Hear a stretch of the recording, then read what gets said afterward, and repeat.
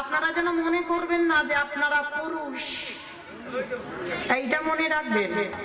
পুরুষ আপনারা নন, পুরুষ একজন, আমার অনাদিরাদি গোবিন্দ। কারণ যারা ভজন রাজ্যে প্রবেশ করে বাবা, তাদের নিজেদেরকে গোপী ভাবটা আগে আনতে হবে যে আমি বৃন্দাবনে একজন ব্রজ গোপী। আর এই ভাব যদি তোমার মনের মধ্যে না আসে, তোমার কীর্তন শোনা বেকার, কীর্তন গাওয়া বিফল, সবটাই নষ্ট। তুমি যদি ভগবানের আন্নিকেও বসো, যদি আসনে বসো না, তোমাকে মনে করতে হবে আমি বৃন্দাবনে একজন ব্রজ গোপী। আর ব্রজগোপীর আনুগত্যে যদি তুমি ভজন করতে পারো, তুমি নিজেকে যদি মনে করতে পারো যে আমি বৃন্দাবনের একজন গোপী মানে নারী, তাহলে তোমার ডাক তাড়াতাড়ি ভগবানের কাছে যাবে। কেন না, ভগবান সব থেকে বেশি ভালোবাসে বৃন্দাবনের ব্রজগণাদের। কেন? যাদের ভালোবাসায় কোনো স্বার্থ ছিল না। বৃন্দাবনের ব্রজগোপীরা বলেনি কোনোদিন কৃষ্ণ ছেলের পরীক্ষার রেজাল্ট যেন ভালো হয়। বৃন্দাবনের ব্রজগোপীরা বলেনি কোনোদিন যে যেন আমার ছেলের একটা চাকরি হয়। তাদের একটাই সুখ ছিল, কৃষ্ণের সুখে সুখ। কারণ তার প্রমাণ আছে না, সেই যখন গোবিন্দের মাথা ব্যথা হলো, শিরোপীড়া মানে এত মাথার যন্ত্রণা না, পৃথিবীর যত ওষুধপত্র ওঝা বৈদ্য কবিরাজ কেউ ভালো করতে পারেনি। ভগবান চালাকি করে নারদকে বলেছিল, নারদ ভালো তখন হবে যদি তুমি ব্রজগোপীদের পদধূলা এনে দিতে পারো। নারদ বলেছিল অসম্ভব, ঠাকুর কেউ দেবে না পাদ ধুলা তোমার মাথায়। বলে দেখো না নারদ, যদি না দেয় তো আমি যন্ত্রণায় মরে যাব, কিন্তু যদি কোথাও পাও। ত্রিভুবন ঘুরছে নারদ, কেউ দিচ্ছে না পাদ ধুলা। ভালো করে দেখেন যে নারদ এত বড় ভক্ত, নারদ কি পেরেছিল তার পাদ ধুলাটা নিয়ে ভগবানের মাথায় লাগিয়ে দিতে? পারেনি। কেন? ভয়, ভয় লেগেছিল যদি আমার পাদ ধুলা ভগবানের মাথায় লাগে তাহলে পাপ হবে। এই যে একটা ব্যাপার, ওই জন্য বলছে বাবা ভগবানকে ভালোবাসতে গেলে নিঃসংকোচে ভালোবাসতে হবে। নিজের মনে কোনো দ্বিধা বা সংকোচ রাখলে হবে না। বাবা এটা আমার পাপ হলো না তো, এইটা আমার এটা হলো না তো, এইটা রাখলে হবে না। নিঃসংকোচে গোবিন্দ সেবা করতে হবে, মনের মধ্যে দ্বিধাবোধ থাকলে হবে না। আজকে নারদ যখন পেলই না, বৃন্দাবনে যমুনার ঘাটে বসে বসে কাঁদছে, ভগবানের মাথার যন্ত্রণা হতে হতে ভগবান যদি মরে যায় তখন কি হবে? তখন বৃন্দাবনের ব্রজগণগণ কলসি নিয়ে বাবা তাদের উস্কো খুস্কো চেহারা এসে দাঁড়িয়েছে যমুনার ঘাটে, নারদকে দেখেছে। ও নারদ, কি ব্যাপার? এখানে বিষণ্ণ বদন, হে ব্রজগোপীগণ খুব কষ্টে আছি গো। কষ্টে আছো? আচ্ছা তোমার কষ্টের কথা আগে ছাড়ো, আমাদের প্রভু কেমন আছে? ভালো নেই গো, মোটে ভালো নেই। বলে কেন, কি হয়েছে? সে তো দ্বারকায় ভালো থাকার কথা, রাত সুখে থাকবে, কেউ জ্বালাতন করবে না, তাহলে ভালো নেই কেন? বলে বড্ড মাথার ব্যথা হচ্ছে, যন্ত্রণা হচ্ছে। বলে ওষুধ দাওনি? বলে পাইনি তো দেব। ওষুধ পাওনি কেন? ওঝা বৈদ্য কবিরাজ বলে সব এসেছে, সব ফেল হয়ে গেছে, কিচ্ছু কাজ হচ্ছে না। বলে একটা ওষুধ দিতে হবে। কি ওষুধ নারু? বলে বললো ভক্তের পদধূলা। যেই না বলেছে না, ওই ব্রজগণগণ আমার ওই নারদের কাছে হাত জড়ো করে বললেন, নারদ এতদিন আসনি কেন? ভক্তের পাদ ধুলা দিলে যদি ভালো হয়ে যায় আমাদের কাছে আসনি কেন? দাও, কিসে করে নিয়ে যাবে দাও, আমরা দিচ্ছি। নারদ মুনি শোনা মাত্র চমকে উঠেছে। ভয় লাগছে না? তোমাদের পাদ ধুলা দেবে আর ভগবানের মাথায় যদি ওটা লাগিয়ে দিই, তোমাদের ভয় লাগছে না? বলে ভয়ের কি আছে? তুমি জানো না নারদ, আমাদের পাদ ধুলা দিলে আমরা সবাই জানি আমাদের নরকে যেতে হবে, কিন্তু শোনো নারদ, নরকে যাব ভালো, কিন্তু তুমি কি জানো আমার কৃষ্ণ বড় সুখে থাকবে। নিতাই গৌর প্রেমানন্দে হরি বল।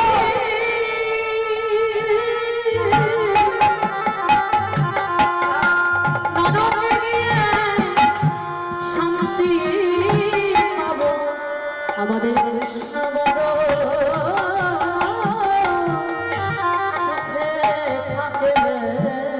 তাহলে কৃষ্ণের সুখের জন্য যদি আমাদের নরকে যেতে হয় হাসতে হাসতে রাজি, তখন ওই নামাবলী পেতে দিল। আর দেখবেন নামাবলীতে আছে না গোপীদের পদচিহ্ন। নারদ মুনি ওই 8 জন সখীর পা ধুলা চাগাতে পারছে না, মানে এত ভারী। আমার পায়ের তলায় কতটুকু করে ধুলো থাকে, পাচ্ছে না। ব্রজগোপীগণ বলছে পারবে না নারদ দ্বারা। 8 জন সখী যেই না স্পর্শ করেছে নারদের মাথায় তুলে দিয়েছে। আর নারদ মুনি গিয়ে কি করলো জানো? ওই ভক্তের পদ ধুলা নিয়ে আমার গোবিন্দের মাথায় লাগাইয়ে দিল। আর যতটুকু বেশি হলো ততটুকু একটা জায়গায় রেখেছে। আর তার থেকে হলো বাবা এই গোপী চন্দনের জন্ম। যে গোপী চন্দন আমাদের কপালে দেওয়া, এটা বাবা কোনো গল্প কথা নয়।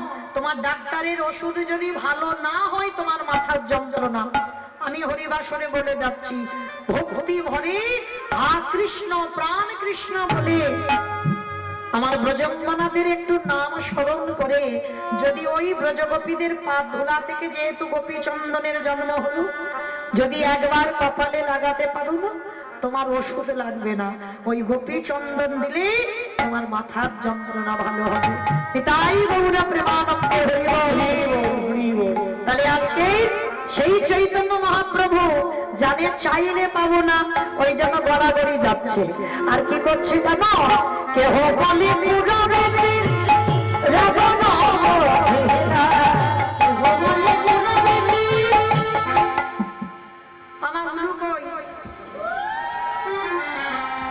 কেহ বলে পুরবেদী রাবণ হেরা,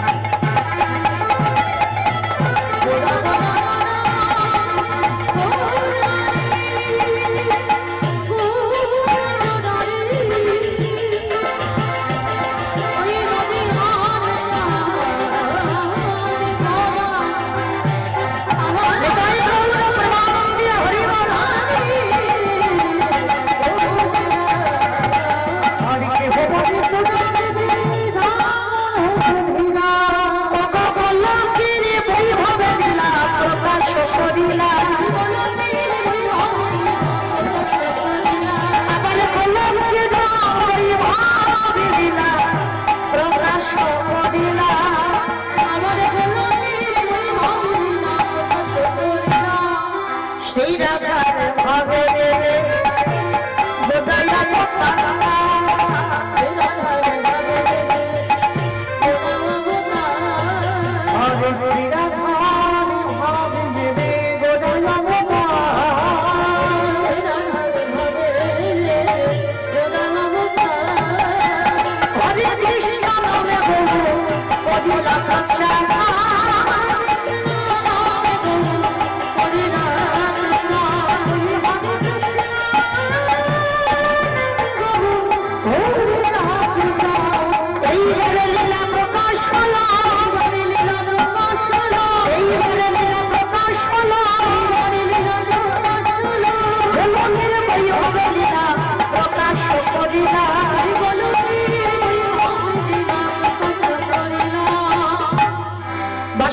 ঘোষা করে কবি জোড়া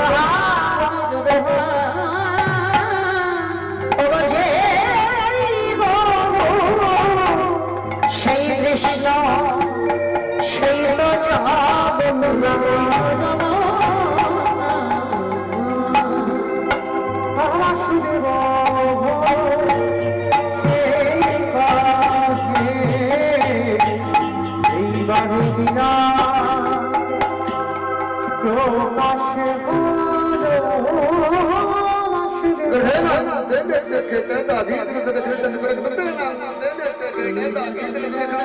जाऊं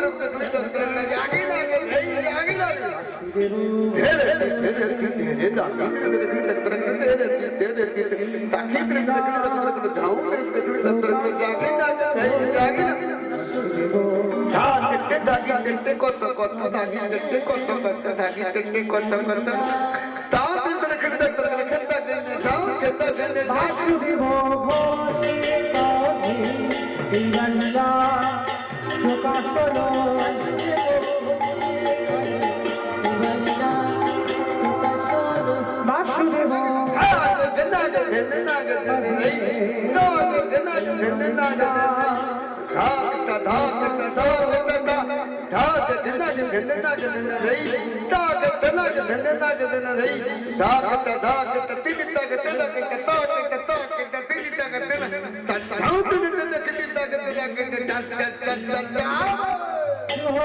কহে এই গঙ্গা প্রকাশ হলো বাসুদেব প্রকাশ হলো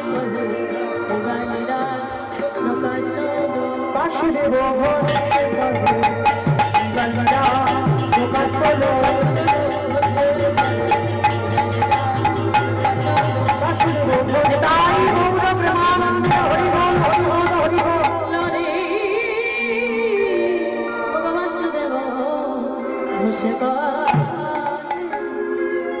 যদি তাই চলুন এবার আমরা সবাই যাবো মধুময় সুধাম বৃন্দাবন ধাম। এতক্ষণ যখন নবদ্বীপে ছিলাম সবাই দিকে আবার প্রেম সে বলেন তো গৌর সুন্দরী কি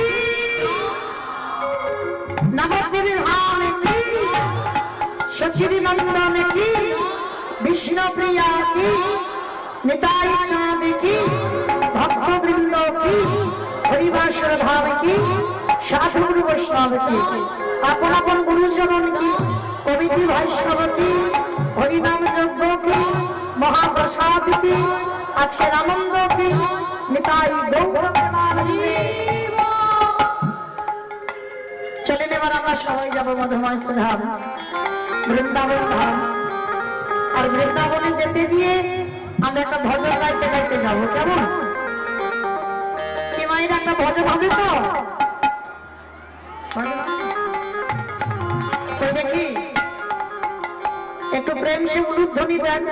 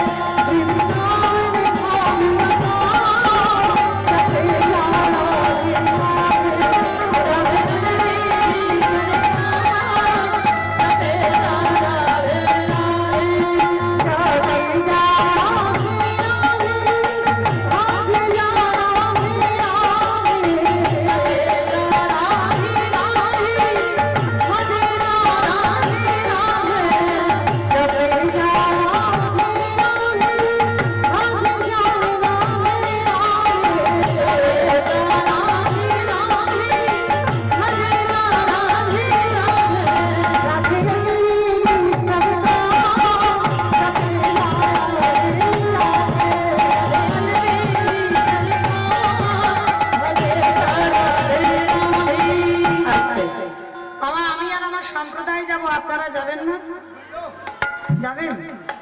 যারা যারা যাবেন কই দেখি একবার সবাই হাত দুটো তোলো তো দেখি একবার সবাই। এইদিকে আমার দাদা ভাই বাবা ঠাকুর ভাইরা যারা আছেন সবাই একবার হাত দুটো দেখি তোলেন সবাই। ওই রাস্তায় যারা ওই হাত আসেনি সবাই একসঙ্গে সব ধসে যাচ্ছে কেন? বসে গেলে হবে না তো, তলে দেখি সবাই একসঙ্গে তালে তালি করো, তালি কেমন?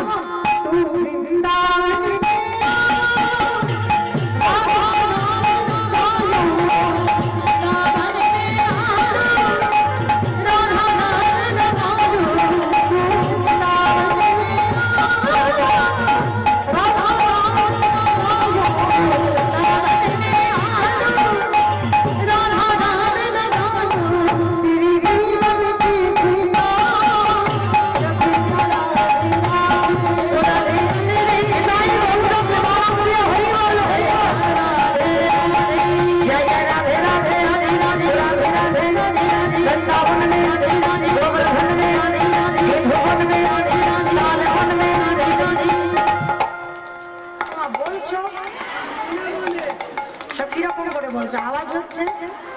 ও একটু জোরে জোরে বলো, রাধে রাধে राधे राधे। वृंदावन में गोवर्धन में निधोवन में काले वन में कमल वन में ऊंचा गांव में दर्शना में राधा कुंड में श्याम कुंड में हरिद्वार में झट से बोलो काले वन में कमल वन में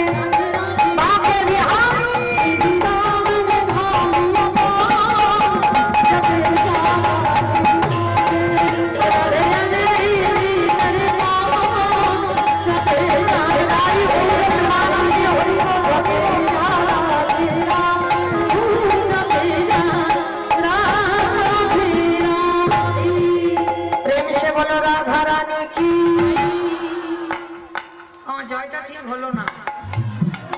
এই জায়গাটার নাম কি? আড্ডিরাবাদ, তাই তো? আচ্ছা, তোমাদের এই আড্ডিরাবাদে শাশুড়ি বৌমাতে ঝগড়া টগড়া হয় না? হয় না? দাদা ভাইরা বলছে হয় না। হয়? বেশ, মায়েরা বলছে হয়। আচ্ছা ঠিক আছে, এখানে নয়, আপনাদের এই সোনারপুর এলাকায় একটু কম হয়, আমার ডায়মন্ড হারবার এলাকায় বেশি হয়। কেমন? তো কিন্তু হয়, কেউ বলতে পারবে না যে হয় না, কম বেশি হয়। আচ্ছা, ওই শাশুড়ি বৌমাতে ঝগড়া হলে যে গলাটা বার হয়, সেই গলাটা একটু বের করো তো দেখি, একটু জোরে বলো। কেমন? বলো রাধা রানী কি। তার মানে হয়। বৃন্দাবনেশ্বরী কি, যমুনা মাইয়া কি, নন্দ গাঁও কি, উঁচা গাঁও কি, দর্শনম কি, ভক্তবৃন্দ কি, হরিবাসর ধাম কি, সাধুগুরু বৈষ্ণব কি, আপন আপন গুরুচরণ কি, নিতাই গৌর প্রেমানন্দে। জনাধে, এবার আপনাদের কাছে আমার একটা বিনীত নিবেদন। আমার এসে শোনা আমার অনেক দিদি ভাইরা, মায়েরা, বোনেরা মাধুকরী করে ভিক্ষা করে এই হরি নাম যজ্ঞের আয়োজন করেছেন। তো তাদের উদ্দেশ্যে আপনাদের কাছে আমার নিবেদন, তারা আপনাদের কাছে যাবেন আজকে কারার মতো শেষ, তো আবার 1 বছর পর। আর এই 1 বছরের মধ্যে মা কে থাকবো আর কে যাব, এই গ্যারান্টিটা তোমরা কেউ দিতে পারি না। তাহলে এবছর এই যে দামোদর ব্রতর মাস আমাদের শেষ সংক্রান্তি, তো সেহেতু আপনাদের কাছে আমার দিদি ভাইরা বা মাইরা যাবেন, যার যেমন সামর্থ্য, যার যেমন ক্ষমতা আছে, আপনারা ওদের আঁচলে একটু দান করবেন। আপনাদের ওই দান একদিন যেন পরপারের দান হয়ে দাঁড়ায়। কারণ এখানে জমা দিলে মা নমিনও লাগে না, ব্যাংকে জমালে নমিনও লাগে, কিন্তু এখানে নমিনও লাগে না। তোমার ভগবান শেষের দিনে নমিনও হয়ে দাঁড়ায়। তো আমি আশা করব এতজন ভক্ত যারা দাঁড়িয়ে আছেন, বসে আছেন, সবার কাছে আমার প্রার্থনা, আমার দিদি ভাইরা যাবেন প্রত্যেকের কাছে ভিখারির মতো আঁচল পেতে, যার যেমন ক্ষমতা আছে। তবে মা চেষ্টা করো ওই যেন ঝনঝন আওয়াজটা না হয়, এইটা একটু দেখে দেবে। কেমন? একটু বেশি বেশি ব্যবস্থা করো, কারণ ঝনঝন আওয়াজ হলে এখানে আওয়াজ আসবে, কীর্তনে ব্যাঘাত হবে। তো এই জন্য একটু বড় বড় ব্যবস্থা করবে। কেমন? তো প্রত্যেকের কাছে যাবেন, আমা কেউ গন্ডগোল করবেন না বা চেঁচামেচি করবেন না, সবার কাছে যাবেন। যে তাড়াতাড়ি করে দিতে হবে এরকম নয়, সবার কাছে যাবেন। আর রাস্তার উপরে যারা আছো, তোমাদের কিন্তু ছাড় নেই, তোমাদের কাছেও যাবে।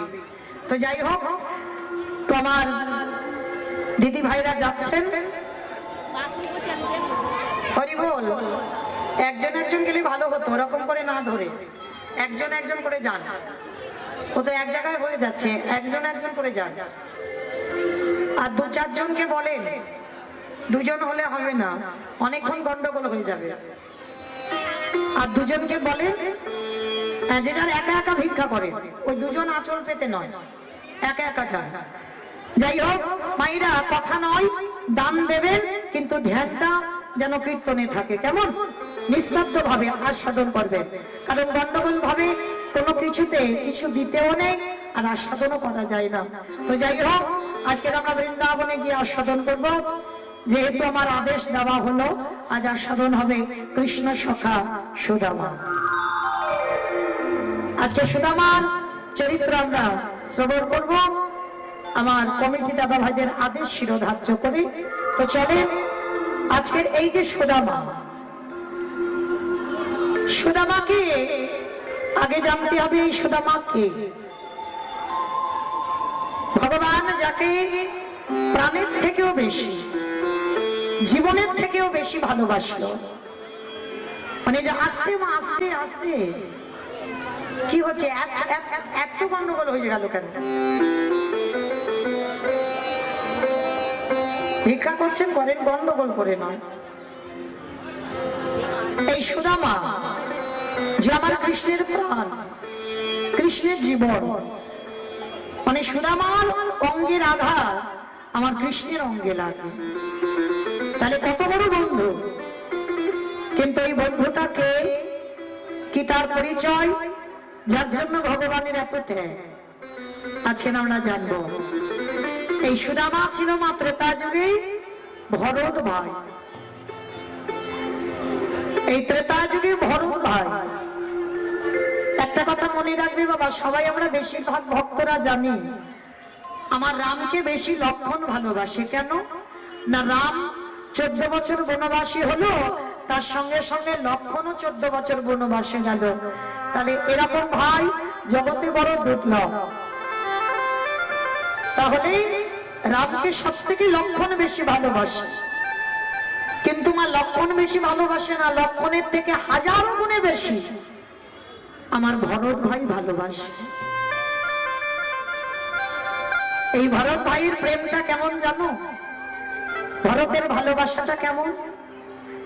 এখানে বাবা যদি কেউ ভাইয়ে ভাইয়ে লড়াই চলে, ভাইয়ে ভাইয়ে বিচ্ছেদ হয়, ভাইয়ে ভাইয়ে এতটুকু জায়গা জমি নিয়ে যদি লাঠালাঠি হয়, আমার এই কথাটা শ্রবণ করার পর আমার বিশ্বাস অবশ্যই তার চেতনা ফিরবে। ভাই যদি হতে হয়, এরকম ভাই হও। তবে জড়জগতে বাবা হঠাৎই হয় না এরকম ভাই। এখন তো জড়জগতে বাবা একটুখানি জায়গার জন্য লাঠালাঠি হয়, খুনোখুনি হয়, মারামারি হয়। শুধু খুনোখুনি মারামারি নয়, একেবারে থানা পুলিশও হয়, মামলা পর্যন্ত চলে ভাই ভাই। শুধু মামলা চলে না বাবা, পাঁচিল তুলে দেওয়া হয়, আর এক ভাইয়ের মুখ দেখতে চায় না। কিন্তু এদের ভাই বলে না, এদের কোনোদিন ভাই বলে না। ভাই তো তাদেরকে বলবে এই ভরতের চরিত্র শ্রবণ করে। এই ভরত ভাই যে কিনা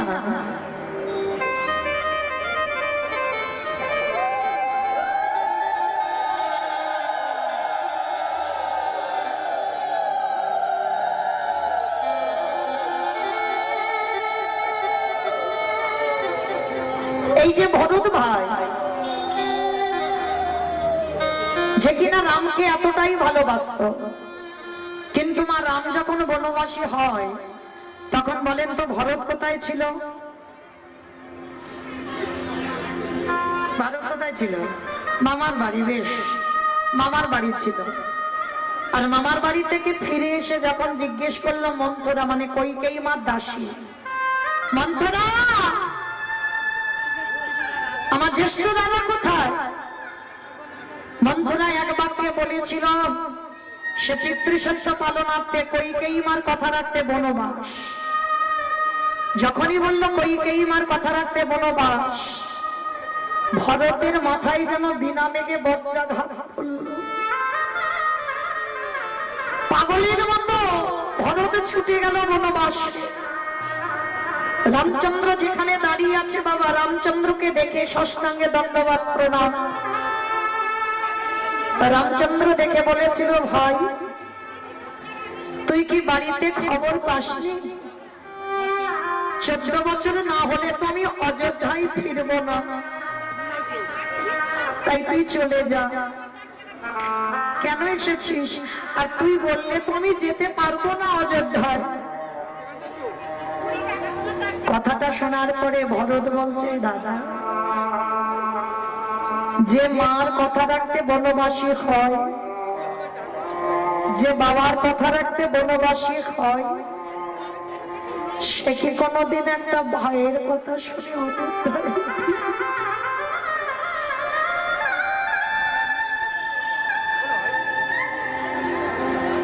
আমি জানি দাদা,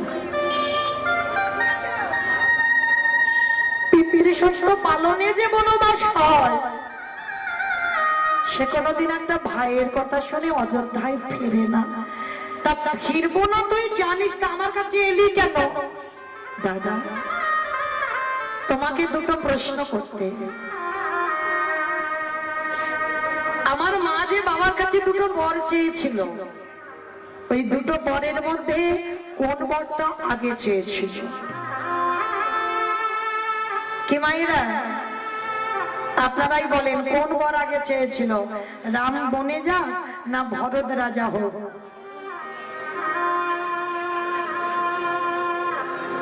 ভরত বনে যাক না রাম রাজা হোক, কোনটা? হরি বল। রামচন্দ্র বনবাসী হবে আর ভরত নাকি রাজা হবে, এই দুটোর মধ্যে কোনটা আগে চেয়েছিল?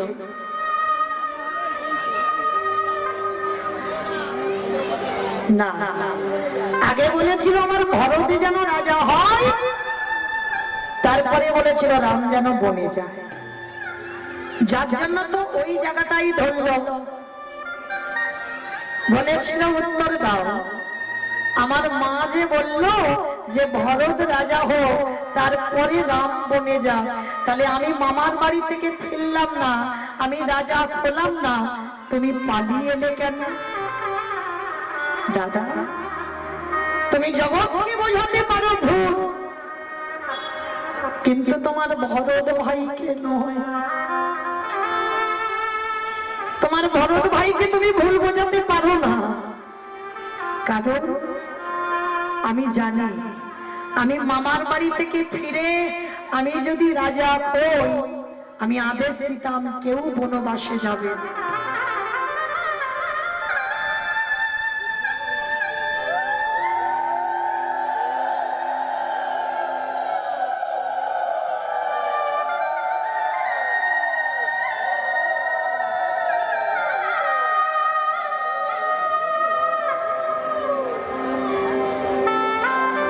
নিতাই গৌর কৃষ্ণ প্রেমানন্দে হরি বল, হরি বল, হরি বল, হরি বল। ভরত বলে উঠল, দাদা, তুমি জানতে যে ভরত যদি একবার রাজা হয়, ও কোনদিন আমাকে বলবে না, আদেশ দেবে না যে আমি যেন ওই অযোধ্যা থেকে বনবাসী হই। তাই দাদা, তোমার কাছে আমার নিবেদন, 14 বছর হয়ে গেলে তুমি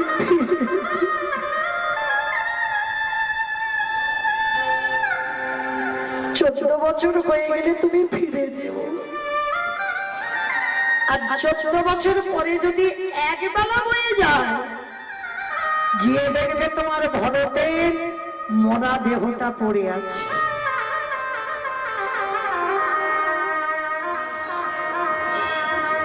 আর একটা কথা বলেছিল ভরত, দাদা, আমি তো তোমার কাছে কোনোদিন কিছু বায়না করিনি, আজ আমি তোমার কাছে একটা জিনিস চাইবো, তুমি দেবে? বল, যদি আমার কাছে থাকে আমি তোকে দেব, বল কি চাইছিস? দাদা, দিতে যদি হয় দাও না, দাও না দাদা, তোমার ওই দুটো চরণের খরচ জোড়া। কারণ যে জায়গাটা তোমার জায়গা, সে জায়গাতে আমি কোনোদিন বসতে পারবো না দাদা গো।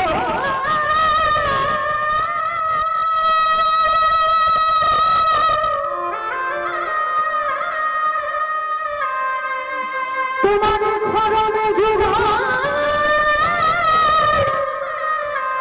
তুমি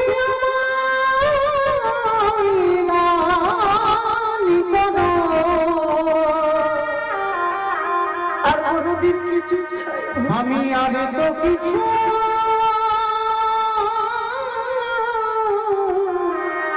চাই না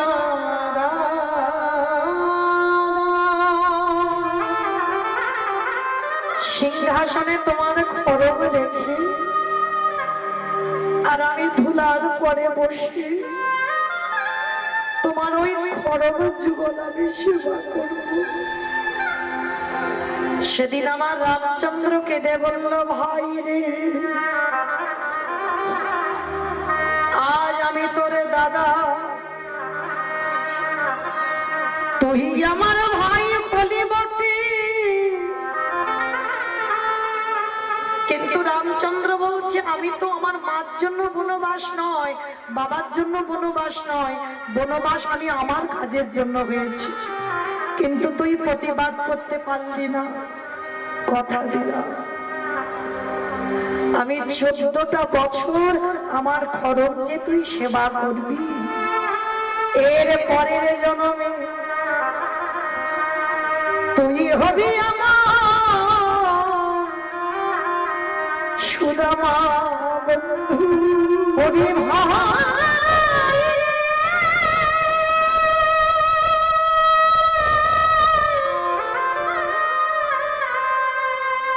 ওরে প্রতিজ্ঞা করে গেলাম ওরে বড় জনমে তুই আমার বন্ধু হয়ে আসে পরের জন্মে তুই হবি আমার বন্ধু সুদামা।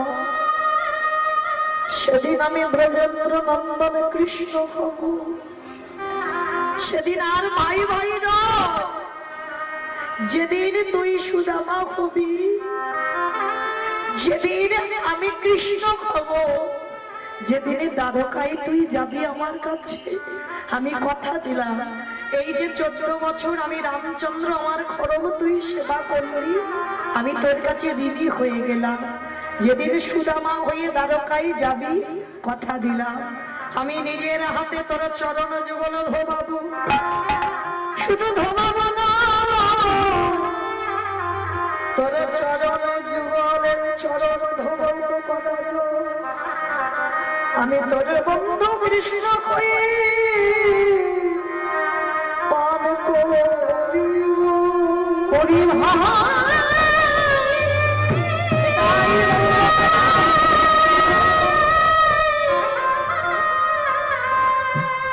যেদিন বন্ধু হয়ে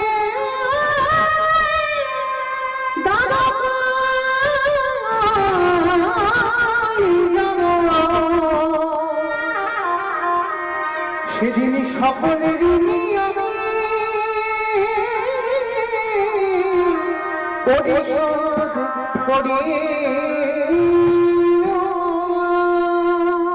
কথা দিলাম সেদিন আমি তোর ঋণ শোধ করে দেব।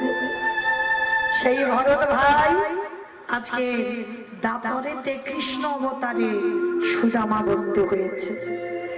তো আজকের বন্ধুরা সবাই গেছে মা গোষ্ঠে গোচরণ করবে, খেলা খেলবে।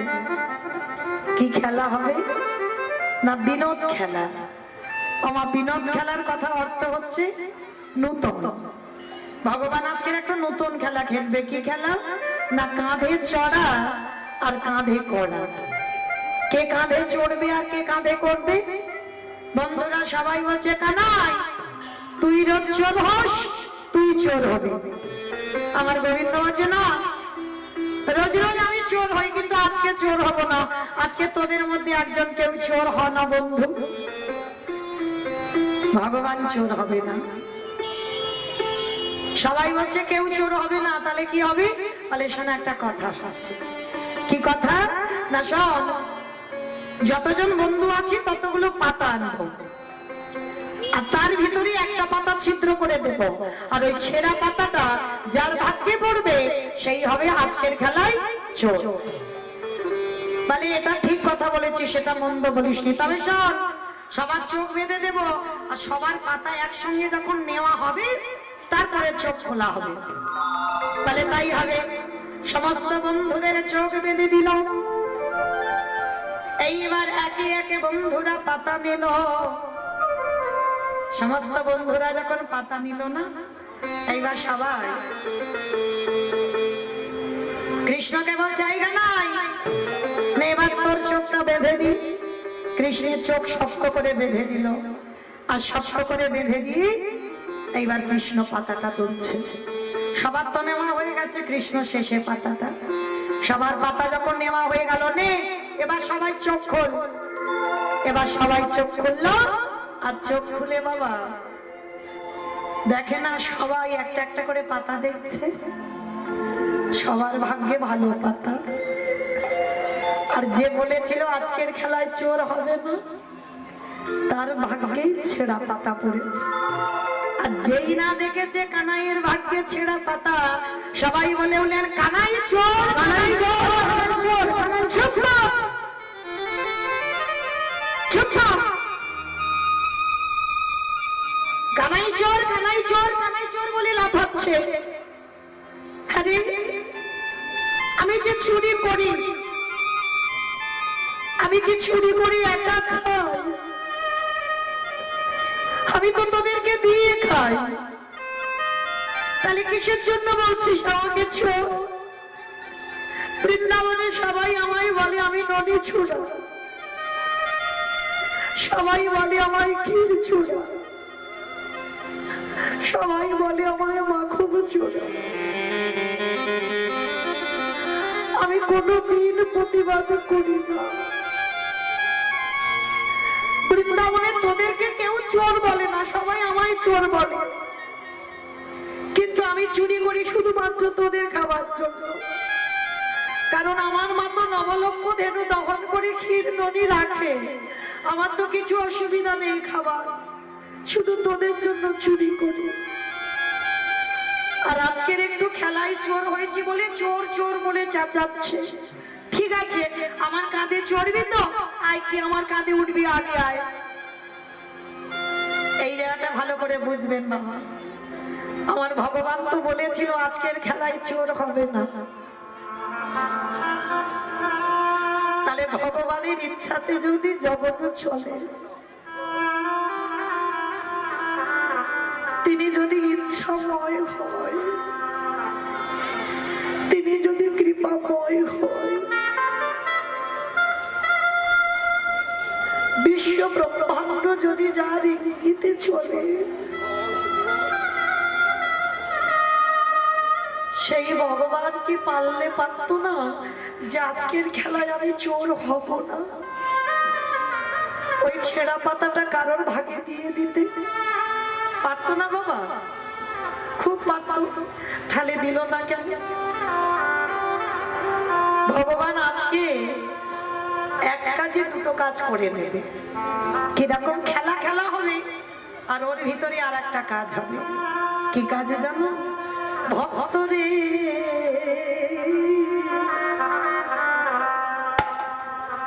এই জগতে সবাই আমায় ভালোবাসি বটে, সবাই আমার চরণ ধুলা নাই বটে, কিন্তু ভক্তরে আমার মনের বড় বাসনা, আমি ভক্ত চরণ ধুলা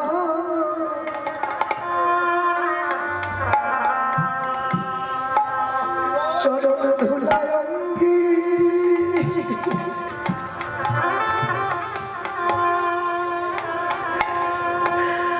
অঙ্গে মাখি।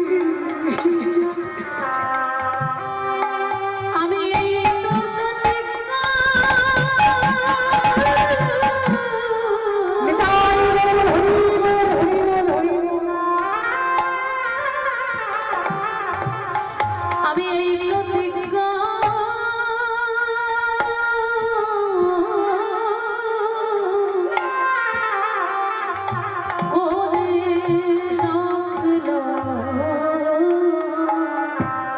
আমি যে ভক্ত পদ ধুলা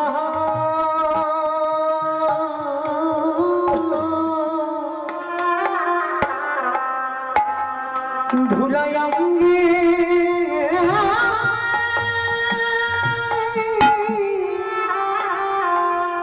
অঙ্গে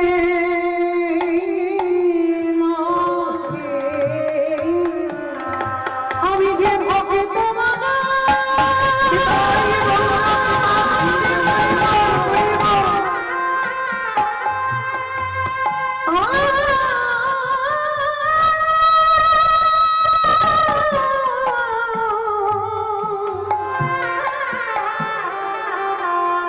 আমি যে ভাবে তোমার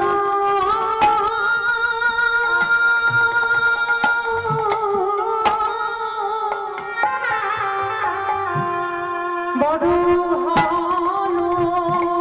ভালোবাসি তাই তো ভক্ত পদ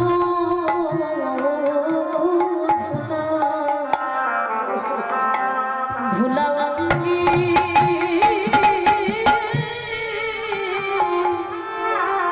অঙ্গে মাখে কমাইরা দেখো কেমন ভক্ত আর কেমন ভগবান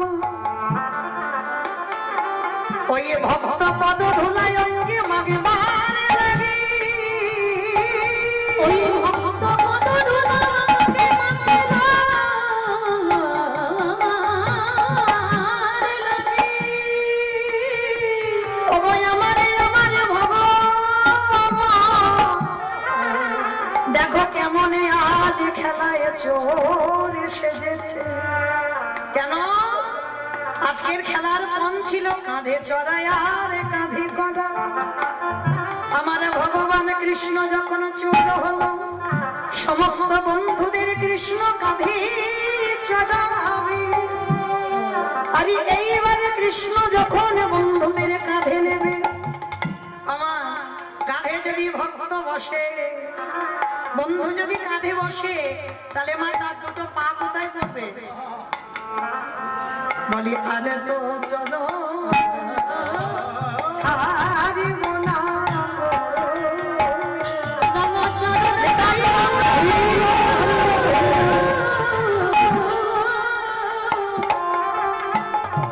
ওই রাঙা চরণ যখন এই তরিদের পড়েছে আমি আর তো চরণে ছাড়ব না গো আজ ভক্ত কাঁদে আর ভগবান কাঁদে। ভগবান যেই না বন্ধুদের চরণ যুগল হৃদয়ে ধারণ করিল চরণ যুগলে হৃদয়ে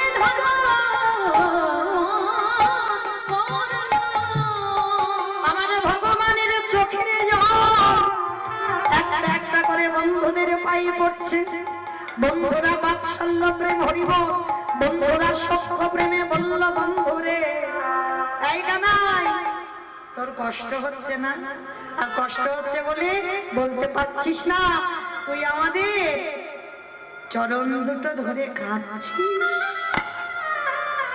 এরা তো বাবা সোজা সরল ছেলে গোয়ালা জাতি বলছে কৃষ্ণের কষ্ট হচ্ছে বলে খেলায় কাঁদছে ভগবান মনে মনে বলে বন্ধুরে আমি কষ্টের জন্য কাঁদি নাই তাহলে কেন কাঁদিলাম জানিস আমার বহুদিনের আশা আজ যে খেলার মাঝে পুরাণ হয়ে গেল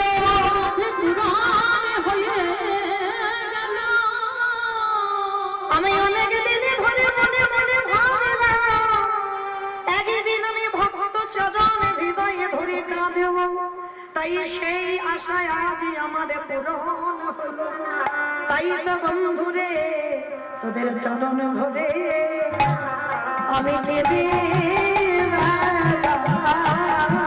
আমি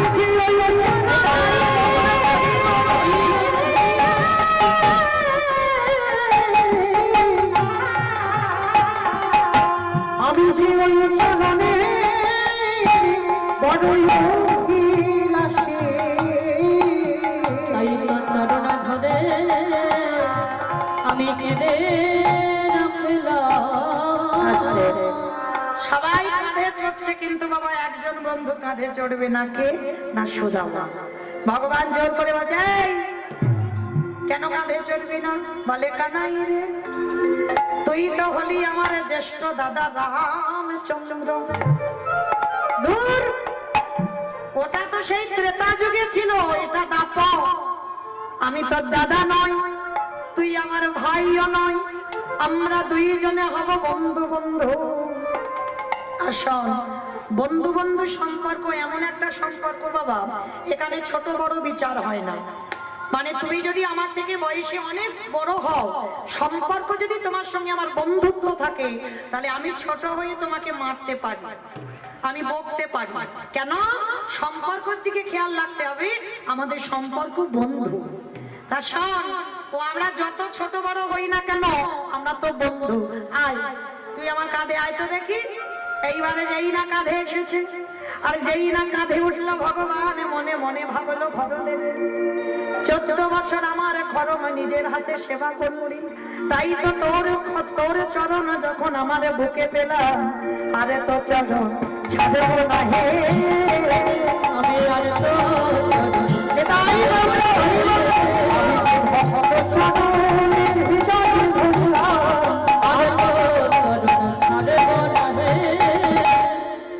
এইভাবে দুই বন্ধু খেলা শেষ করে সন্ধ্যাবেলায় যে যার ঘরে ফিরলো। অমা কিছুদিন পরে কৃষ্ণ বলরাম পাঠশালায় ভর্তি হয়েছে অবন্তী নগরী সন্দীপনী মনির আশ্রমে। আর এদিকে কৃষ্ণ যখনই পাঠশালায় গেছে, এদিকে সুদামা বাইনা ধরেছে, অমা মা, অমা আমিও পাঠশালায় যাব। না বাবা, তুই আমার একমাত্র ছেলে, তুই যদি চলে যাস আমি কাকে নিয়ে বাঁচবো বল? বাবা তুমি কেন বুঝতে পারছো না? আমি পড়াশোনা না করে যদি বড় না হই, সমাজ আমাকে ভালো চোখে দেখবে না, আমাকে পড়াশোনা করতে হবে। ঠিক আছে বাবা, আর শোন, যাবি যা, আর যাবার সময় একটা নাম বলতে বলতে যাবি। কি নাম? জয় গুরু। আমাইরা গুরুচরণ আশ্রয় হয়েছে তো? যাদের যাদের হয়েছে একবার হাত দুটো তোলো। একটা কথা শুধু মনে রাখবেন, কৃষ্ণ রুষ্ট হলে গুরু রাখিতে পারে, আর গুরু রুষ্ট হলে কৃষ্ণ রাখিতে পারে। তাহলে গুরুর জায়গাটা কত উপরে, ভগবানের থেকে উপরে। তাহলে চলো দেখি সবাই একবার গুরু চরণ স্মরণ করবো। সবাই জয় গুরু, জয় গুরু, জয় গুরু, তুমি গুরু মাতা পিতা, তুমি সর্বমা।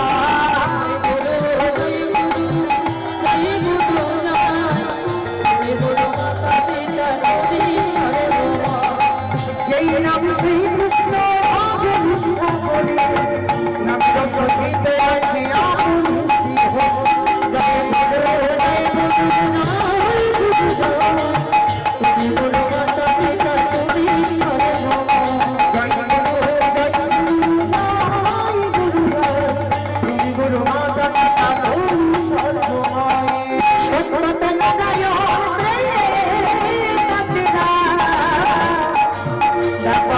শ্রীকৃষ্ণ বলিতে ভগবান।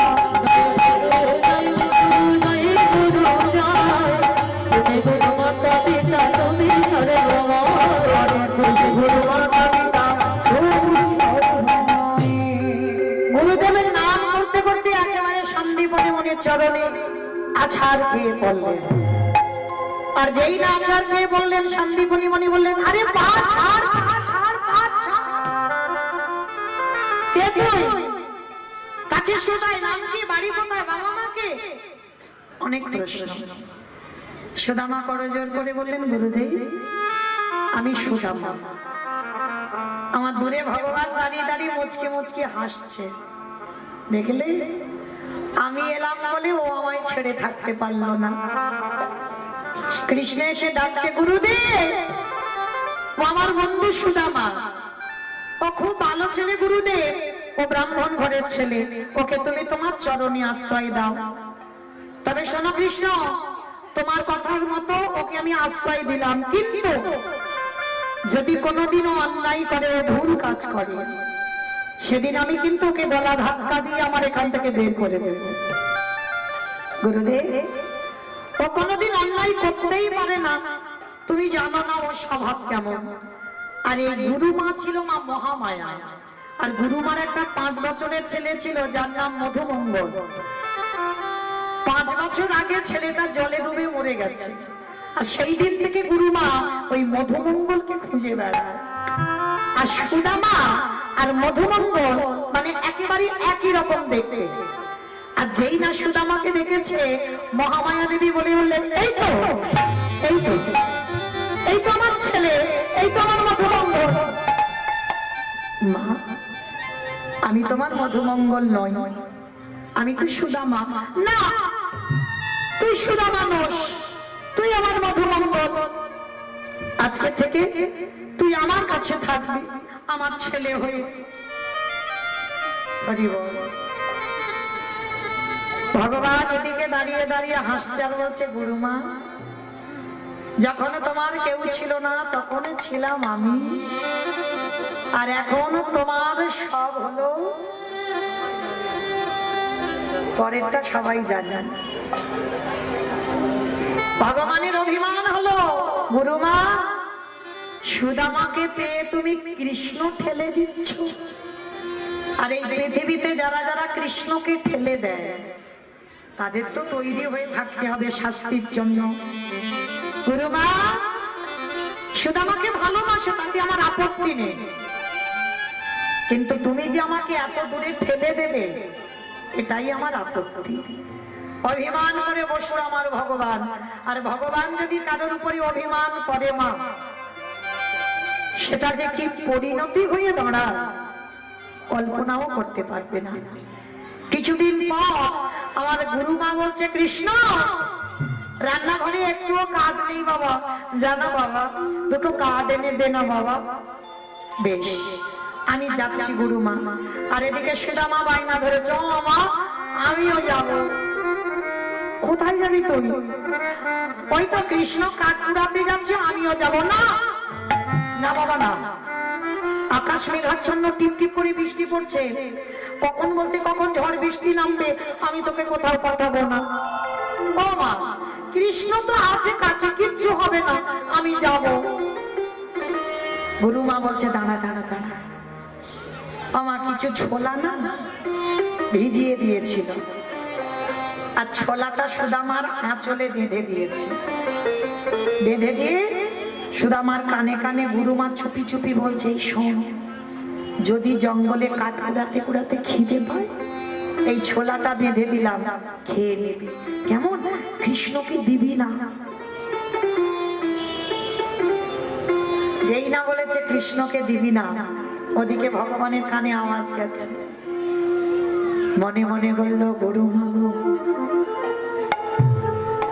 সুদামাকে এত ভালোবাসা বেসে ফেললে, সামান্য একটু ভিজে ছোলা, সেই ছোলা তুমি ওকে বারণ করলে যেন কৃষ্ণকে না দেয়।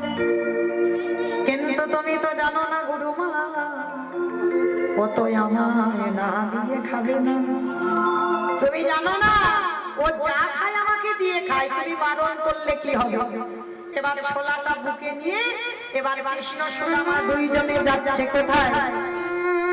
কাঠ কুড়াতে। রাধা কৃষ্ণ সে জীবনে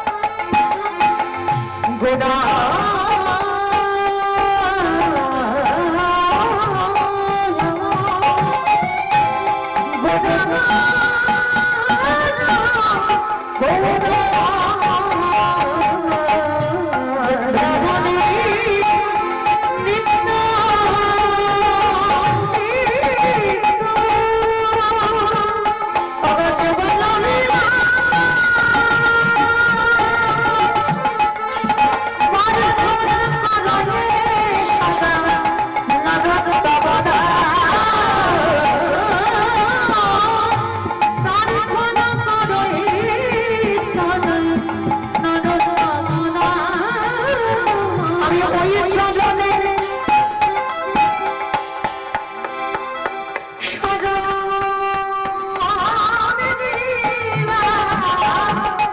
শুধু এজনে বেনা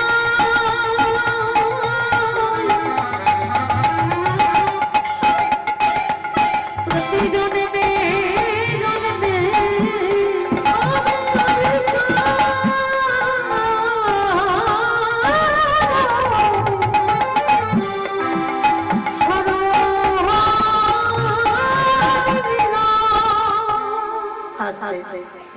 দুই বন্ধু কাঠ কুড়াচ্ছে বাবা জঙ্গলে, আর কাঠ কুড়াতে কুড়াতে টিপ টিপ করে বৃষ্টি পড়ছে, কাঠগুলো এক জায়গা রেখে সুদামা উঠেছে গাছের ডালে, আর আমার ভগবান গাছের তলায় বসে আছে। সুদামা বলল, কানাই রে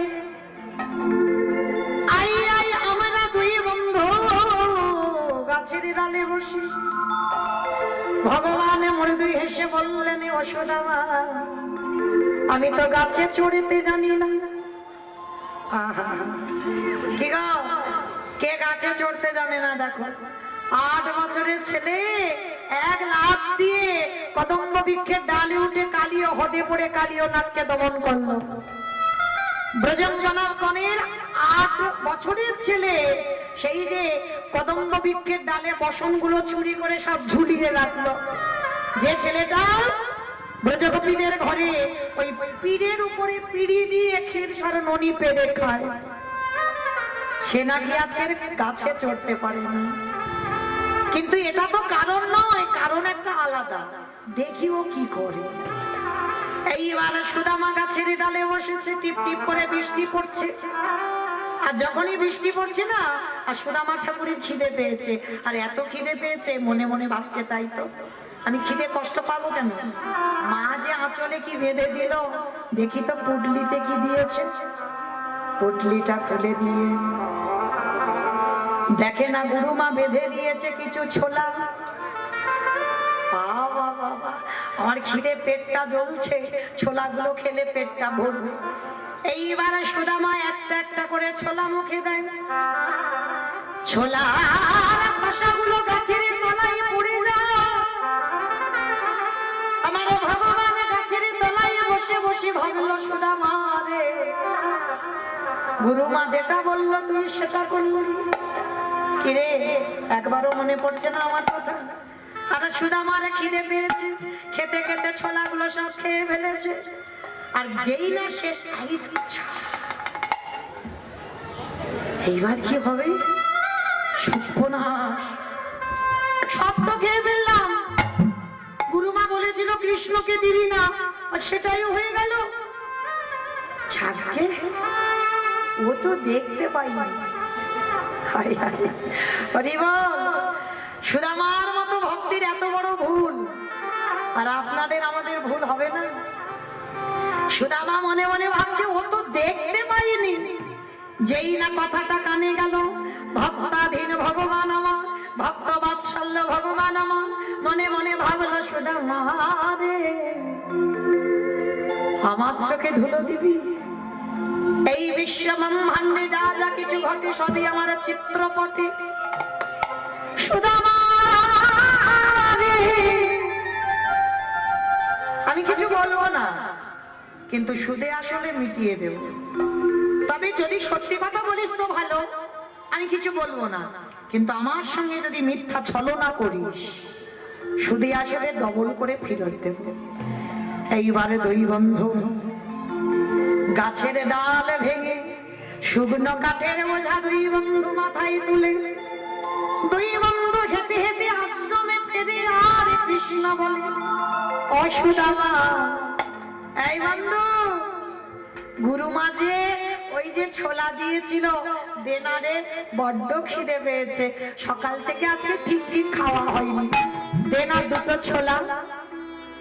সুদামা মনে মনে ভাবছে এইবার আমি কি বলবো, সব তো খেয়ে ফেলেছি, কিন্তু না সত্যিটা বললে হবে না। কানাই কানাই কি হলো জানিস? হ্যাঁ মা দিয়েছিল আঁচলে, দেখ সে কাঠ কুড়াতে কুড়াতে কখন সব আঁচল থেকে সব খুলে পড়ে গেছে। আর যেই না কথাটা বলেছে আমার কৃষ্ণ চমকে উঠেছে।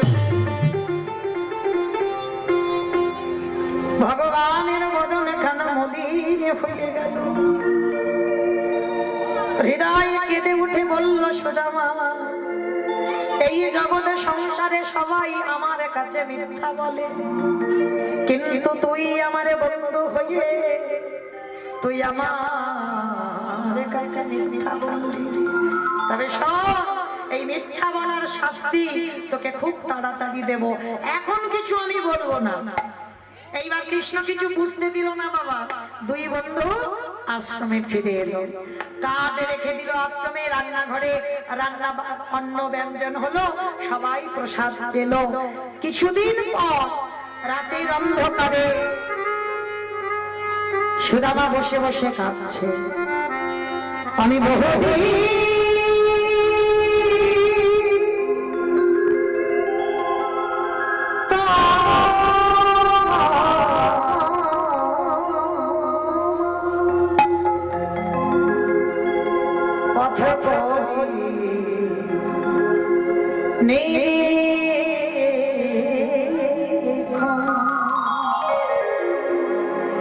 কবে আসিবে মাধব আমার,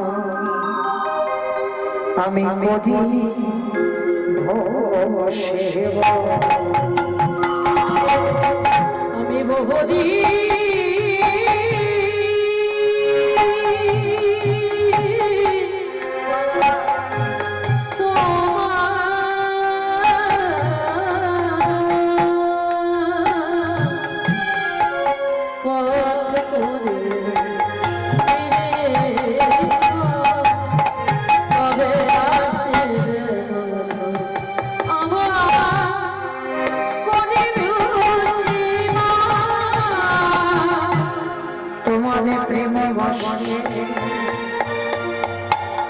আমি করি সেবা,